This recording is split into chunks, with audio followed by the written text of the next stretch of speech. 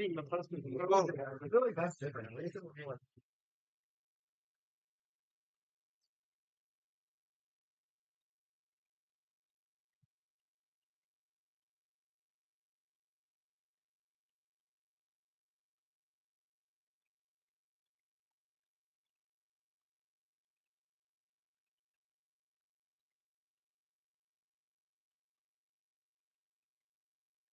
No, nothing.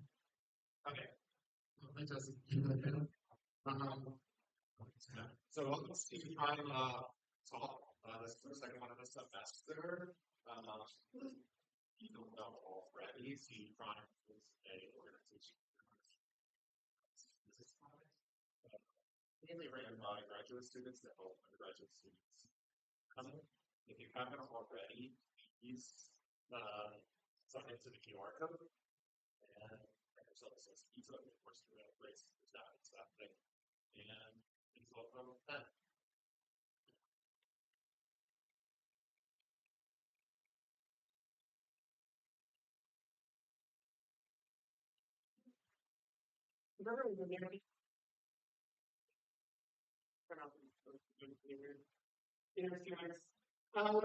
Thanks for coming tonight. I'm really excited to tell you guys about plasma accelerators. I'm going to start by talking about a little bit about plasma wakefield acceleration, what that means and why it's important. I'll go into a specific experiment that we're actually doing here at CU that is measuring and diagnosing these ultra-thin plasma accelerators. I'll start with a little bit about myself. I'm an undergraduate here at U Boulder, fourth year, major in physics, minor in business, and I'm an undergraduate researcher in one of the labs here. I have been for about 2 years. It's the wakefield acceleration and radiation generation lab. We just call it the water lab. Great advice if you've never taken a class under him. He's an awesome professor. Outside of the lab, biking, skiing, I do basically whatever I can. Stay outdoors, get outside of the lab. Music, I've been drumming for quite a while. I'm actually one of the promoters for the basketball pep band here. Basically, what the marching band does for the football team, we do that for the basketball team. So in the spring, when the March Madness comes around and the whole NCAA tournament comes, we actually get to travel with the team and go to wherever they're playing. So that's kind of fun. I've been traveling. I travel as much as I can. Quick data in life. As an undergraduate, I am still taking classes, of course, alongside the research. But this semester, I'm very lucky where I was able to do kind of half school days and partially also full research days back and forth. This is going to be a kind of idealized schedule. Ideally, I get like 7 hours of sleep. That does not happen most of the time, but I can trade my best. Usually the morning, do some emails, see if anything has changed while I was asleep, and then you focus on that fun morning stuff. Monday, Thursday, Friday, I have most of my classes. So most of my classes this semester are actually in the afternoon and evenings, which I've grown to really love, because I can be really, really efficient in the morning, and then move into the classes and all that stuff. And the research days, however, I basically go to the lab and work in the lab for most of the day. And then Tuesdays, I've been a laser fundamentals class. It's been a ton of fun this semester. That's what Professor Tippy also agreed. So if you can make a class of them. And then in the evening, I get both days around 5 p.m., which is nice, so I try to grab dinner, and then the emails and the homework and whatnot in the evening. I say that's because there's things like this, like this, you prime talk, or I'm a good student, like science physics students here, and we have meetings Wednesday nights instead of fact. I'm also a Newton scholar, a quantum scholar, and we have meetings in the evenings normally, so usually plenty of stuff to do in the evening. With regards to research, what we do in the lab, what I do in the lab at least, varies a lot from day to day. Mostly depends on if we're using our laser that day. So here at CU, our lab actually has a 10 terawatt laser system, and if we're using that, it takes about 2 hours to turn on. And so if we're using that, we'll spend the first 2 hours of the day turning on that laser. Most of the time when we're turning it on, it's to fix the laser, because laser systems have additives and they like grid. But the rest of the time, every once in a while, we get to do some experiments. If we're not using the laser, then we can either do a bunch of random tests and do a bunch of tests all over the place. Partially because I'm an undergraduate researcher, and partially just because I'm on group meetings. We'll have meetings. I do a lot of reading textbooks and papers, trying to stay up to date. And as I mentioned, I'm an undergraduate, still learning a lot about the field. We like a lot of coding and a lot of work in Python, writing code for data collection, data analysis, all that fun stuff. CAD modeling, that's kind of one of my favorite parts of my job, one of my least favorite parts of my job. I do a lot of work in SolidWorks to model optical steps in laser environments, make sure it kind of fits. There's a ton of other kind of random jobs that are optical alignment, or sometimes we get to be plumbers because basically the water systems that cool our lasers will break sometimes, and so we get to do a bunch of piping and stuff. That's basic thing of life. Any questions about me and this? Yeah. We can write lunch. Somewhere in there sometimes. If I usually lunch is a small snack. Yeah, I usually more of a bigger dinner than that. That's me. Don't do it, but be healthy. Okay. Then let's get into the fun stuff. I have an electron. I want to accelerate this electron. How might I want you to turn to your neighbors. First of all, try to turn to a neighbor that you don't recognize. Introduce yourself. Are you an undergraduate? Are you a grad student? What are your kind of interests? And then try to come up with as many different methods of accelerating an electron as you can.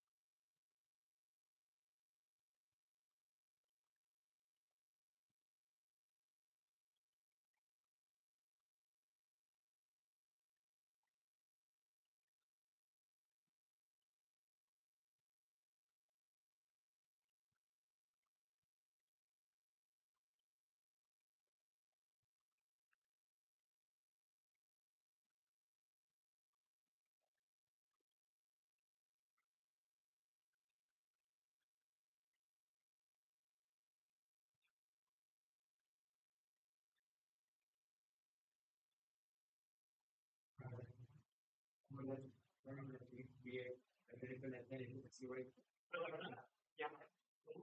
Okay. Any other ideas? I know you guys came up with more than one of these. Yeah. Shoot lighter. Shoot lighter. How so? Okay. So you interesting. Yeah. Yeah. Just physically. I love that. That's a great idea. Yeah. So a little difficult to do on that scale, but yes. Yeah. I like that. Okay. Yeah, opposite charters and track. Nice. Nice. Okay, well, I came up with a slightly different idea. I'm going to put a little bit of Obviously, you can have a fairy come sprinkle some fairy dust and just accelerate it that way. Okay. Yeah. Someone mentioned, you mentioned a proton. Yeah, you could easily use attraction. Opposite charges attract, and so the electron will be accelerated towards that beam. But as you mentioned, if you don't move it, the electron will crash into that and it'll lose all its energy. So then maybe we can put like a negatively charged beam behind it. And so light charges repel. So then the electron still accelerates that way. And we can actually double that force. We use both positive and negative, like in front and behind. And the electron will the force from both sides, right? And this is actually how most conventional accelerators work these days. So this is kind of inside the conventional accelerator open, and you can see all these little plates inside. And those plates oscillate between positively charged and negatively. And they oscillate in such a way that an electron constantly sees a positively charged plate ahead of it and a negatively charged plate behind it. So it's constantly pulled forwards from the front and pushed forwards from the back. So for example, if you have all your little plates here, you can oscillate in such a way that when an electron enters, it will stay in a perfect accelerating medium, kind of constantly accelerating forwards. Now, there is one kind of big issue with this. This is driven using radio frequency waves. So if you send light out of a tunnel in a specific way, it will make those plates oscillate and charge. Now, one of the big issues with this is if there are any imperfections in this tube, then the radio frequency waves can be redirected and focused and form these hotspots. They mentioned ionized surface of the metal, or if this isn't under vacuum, ionize the gas that's inside of it. And so you can get these little tiny hotspots that cause massive explosions. Tiny explosions and cause even more imperfections in this metal.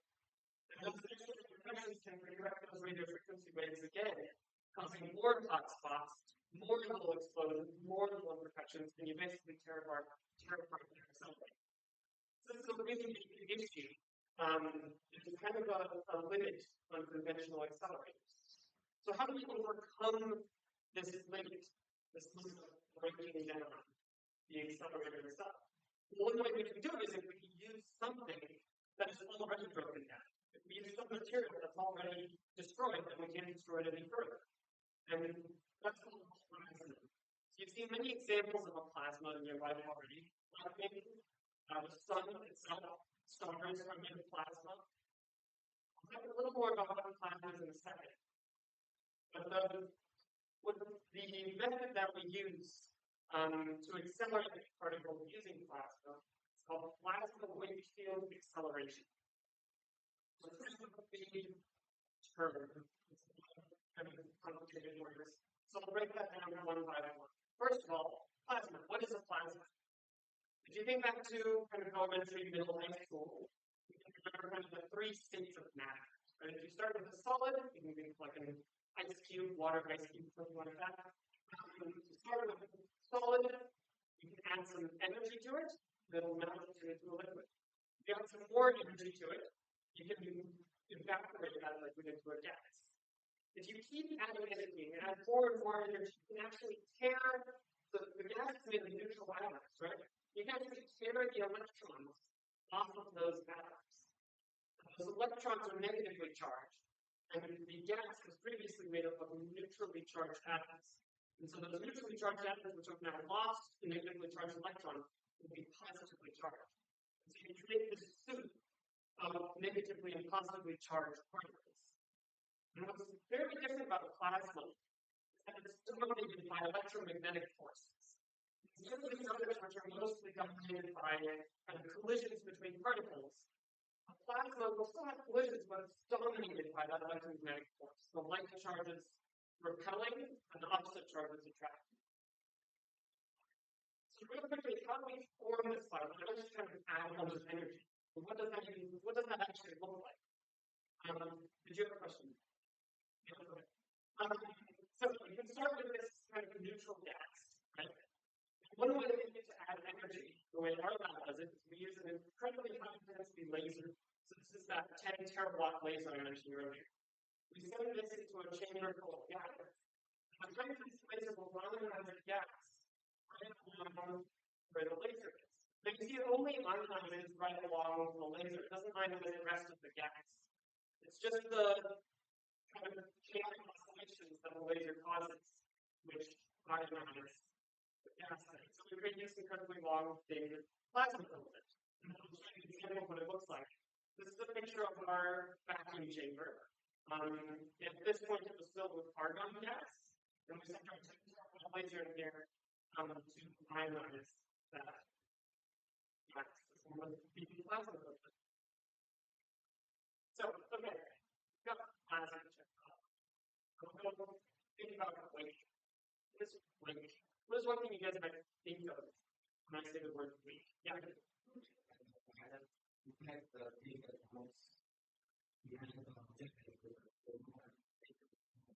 Yeah, something that's more behind an object. I like that. Yeah. Yeah. Weight survey. Okay. What do you mean by that?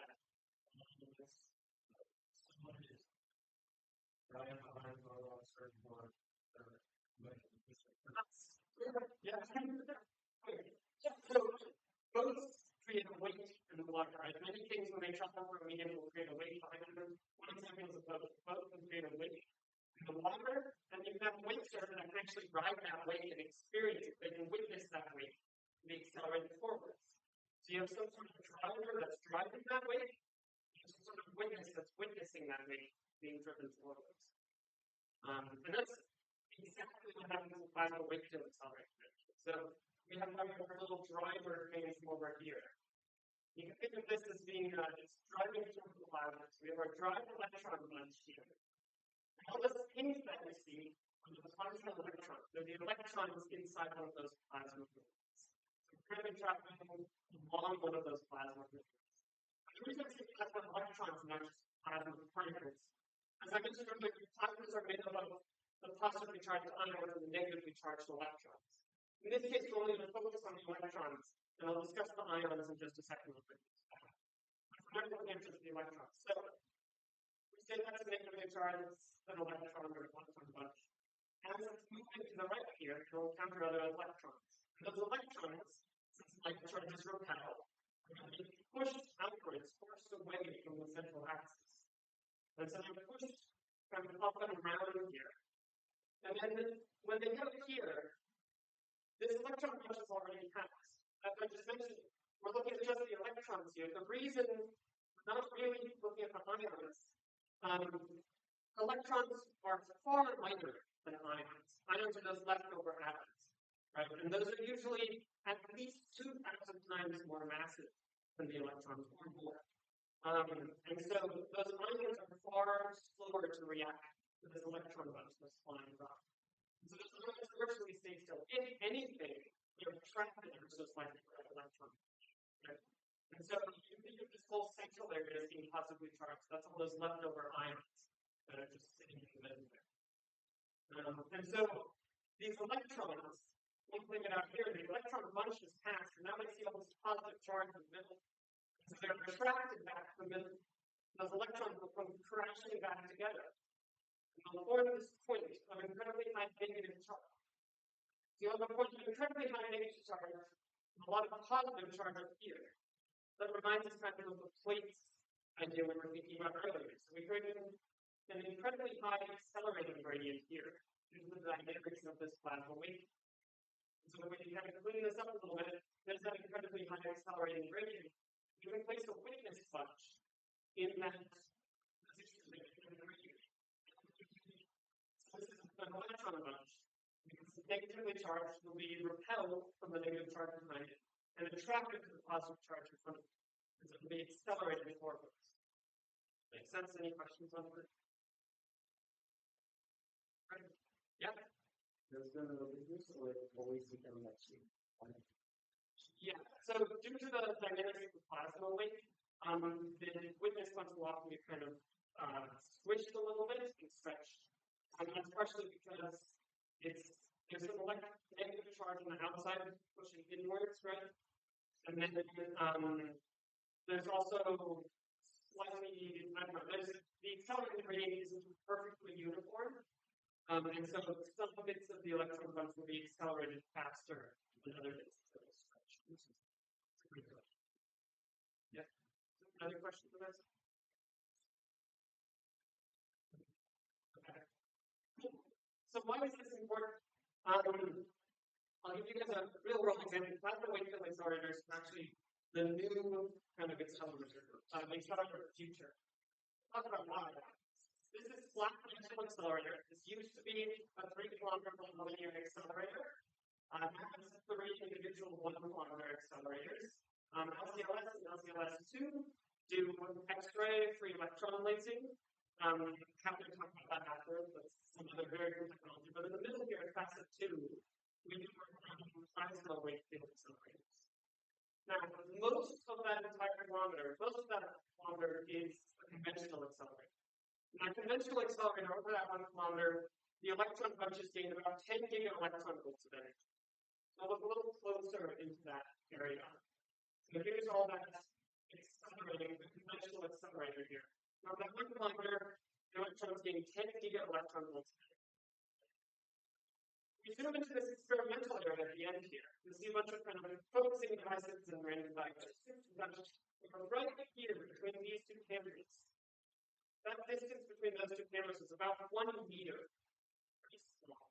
Does anyone want to guess how much acceleration, how much energy the electrons gain in that 1 meter of plasma? That 1 meter, the electrons gain another 10 giga-electron volts of energy. So compared to the conventional accelerator, the plasma accelerator is about 1,000 times more efficient, which is quite awesome because it means you can massively shrink particle accelerators and make them far, far more efficient. We don't have to build these massive facilities. So here at CU, what we do is we design the plasma elements for those plasma wakefield accelerators. So this is, again, an example of one of those plasmas. And so this plasma is approximately 80 centimeters long or so. And this here is an approximation. This is about 40 microns thick, this plasma. That's relatively thin. Usually, our plasmas will be ever so slightly thicker, but they'll usually be on the order of tens, hundreds of microns, around 100 microns.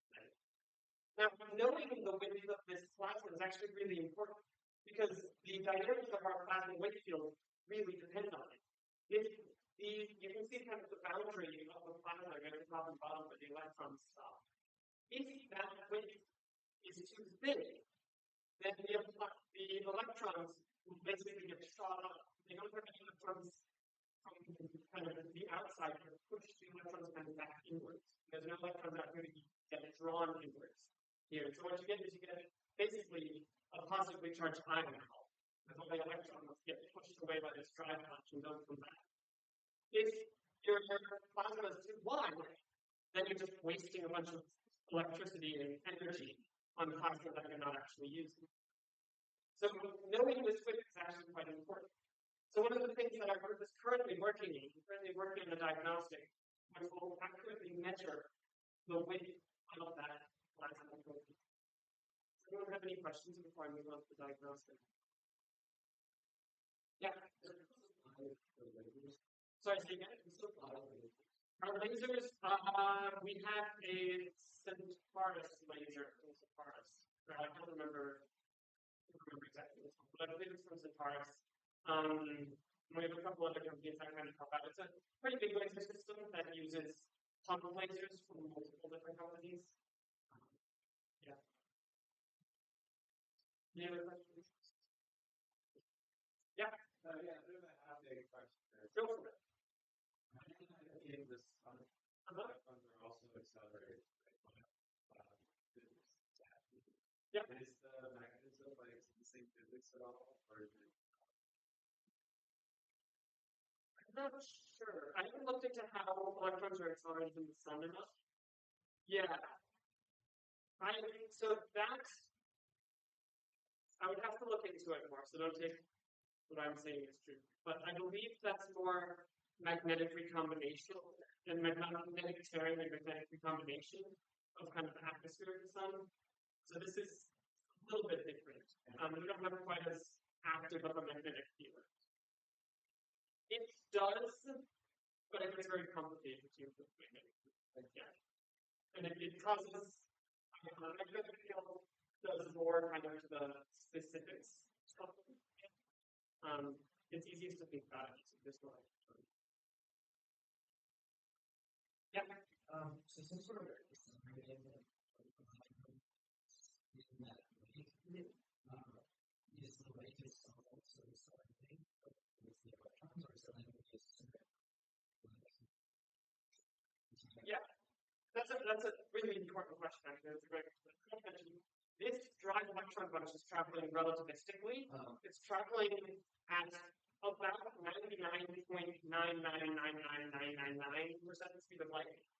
So at this point, that's why I mentioned the electrons gain 10 giga-electron volts of energy. They're gaining energy, not really velocity, because they're being so close to the speed of light.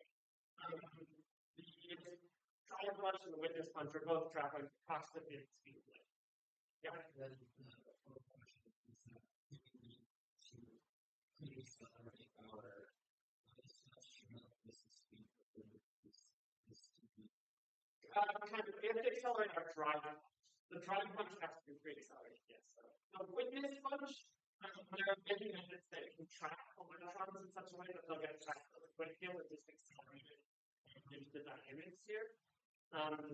You can pre-accelerate the witness bunch to get kind of better beam quality sometimes. But the most important thing is you have to kind of accelerate that dry bunch. Because basically all the energy of this accelerator is coming into the light. Yeah. Yeah. So that's why in Fastest 2 we have that 1 kilometer conventional acceleration. That 1 kilometer conventional acceleration accelerates the dry bunch. And then we send it into a plasma wakefield to accelerate it. Yeah, great questions. Yeah. This accelerator instructions Yes, so there are nonlinear dynamics that can accelerate the witness bunch back within the driver. That gets a little more complicated, but yes. Yeah. Cool. Okay. Move on to the diagnostic now, and then I'm happy to answer more questions later. So, how are we making this diagnostic? How are we doing this diagnostic? We're using something called interferometry. You can think about kind of how many people are in modern physics at the moment? Okay. So, in modern physics, you talk about something called a Michelson and Morley interferometer. You can start with a single laser beam. If you take this laser beam and split it along two separate paths, the laser beam will split its light and go along two separate paths, and when it recombines, if those two paths were exactly the same, then you should get exactly the same laser beam out. So you get just perfect spot laser. Because you get exactly the same laser beam out. However, if you add some interference in one of the arms, or you change the length of one of the arms, or something like that, then you get this kind of strange interference pattern. You'll get the waves of the light will interfere. And so that's exactly what we do. We just do it kind of in a linear scale. And so we start with our single pulse here, which is just like that single laser beam. Our beam splitter, what we use for beam splitter is something called a birefringent crystal. Now, a birefringent crystal is a crystal that basically allows one polarization of light through faster than another polarization. So you can see here we start these little plots here are indicating the polarization of the pulse. And so we start with a vertically polarized pulse. And the vertically polarized pulse goes through this kind of diagonal birefringent crystal.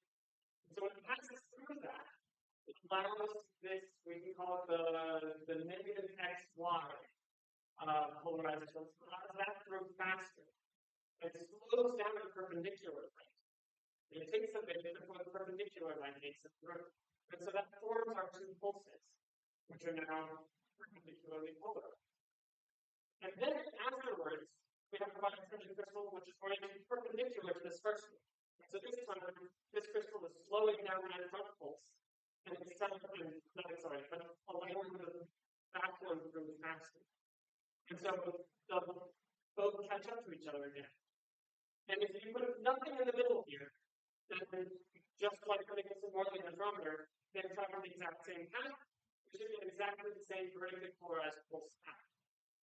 However, the issue is that if we now have some interferencing, such as our big ionizing laser beam, this is the same kind of plasma that I showed earlier. So if we have this plasma in here that we use right between the reference and the probe pulse, and the probe pulse will pass through this plasma, and when the light passes through a plasma, it experiences a phase shift. You can think of that as a rotation of its polarization. This polarization just kind of rotates.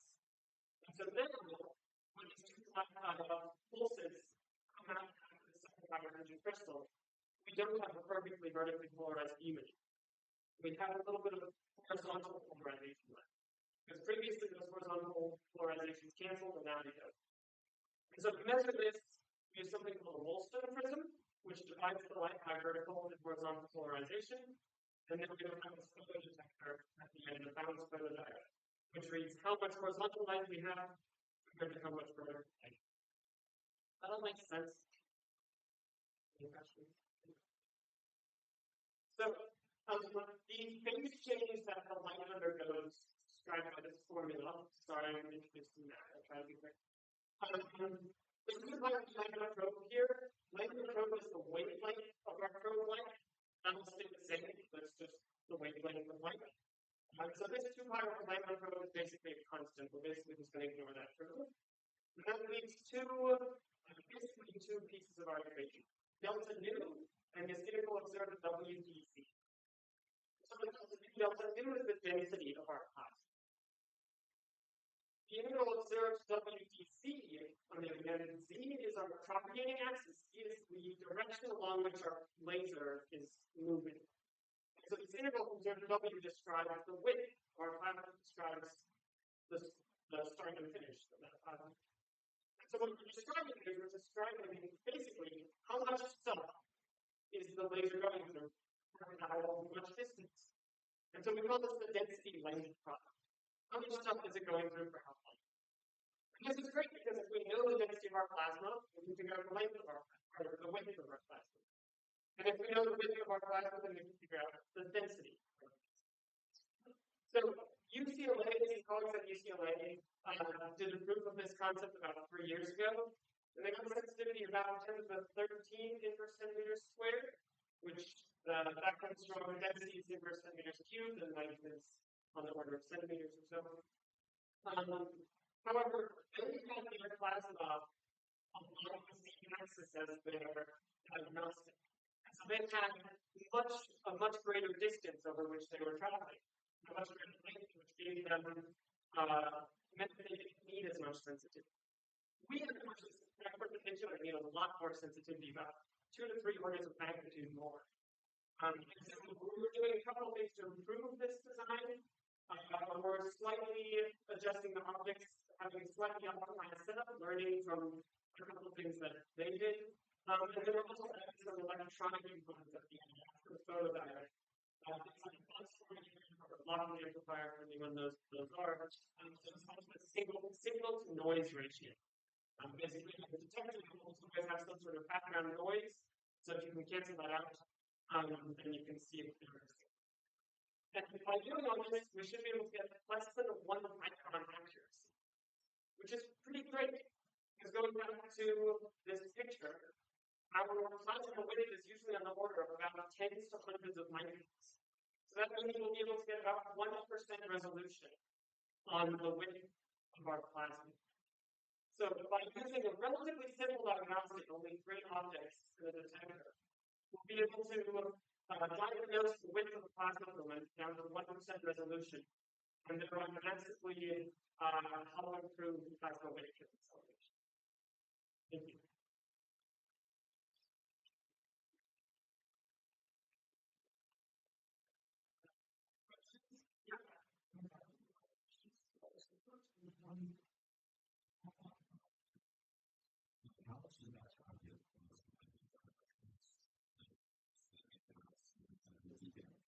Yes. So that's basically makes the density part of that a little more complicated. The density piece, we can derive that through simulations, figure out how the density of the plasma changes through this way. On the other hand, if we know the width of our plasma, then getting some sort of general density measurement, we can try to fit that in simulations and get a better understanding of what that looks like. Any other questions? Yeah. Is like manufacturing versus actually. Yeah, these are manufacturing. The microstructure crystals are kind of calcite crystals.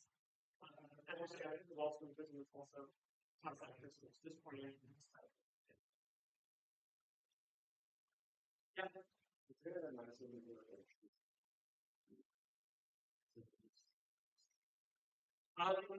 Yes. I guess you probably can't overload this. That's a great question. I don't know what that limit is. Definitely is one of the issue is the more electrons you add, they're obviously repelled by each other. And so that means your witness length will kind of start to flow up. So yes, there is, but I don't know if it is. Yeah.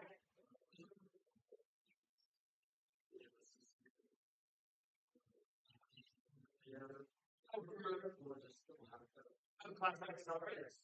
Plasma accelerators have a lot of great applications. Particle accelerators are used in the medical field a lot for stuff like imaging. There's stuff actually. There's stuff like X-ray lasers. If you take an electron and you wiggle it in a certain way through an undulator, it will produce light through something called synchrotron radiation. And that can produce X-rays. And X-rays are great for imaging really, really small microscopic things because the wavelength of the light is much smaller. I can talk more in detail about that after you want. But yeah, one of the biggest applications is light sources. It's basically creating these really, really small wavelength things. That's a great question.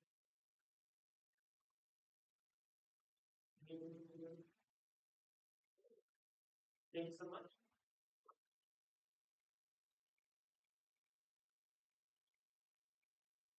Thank you for having.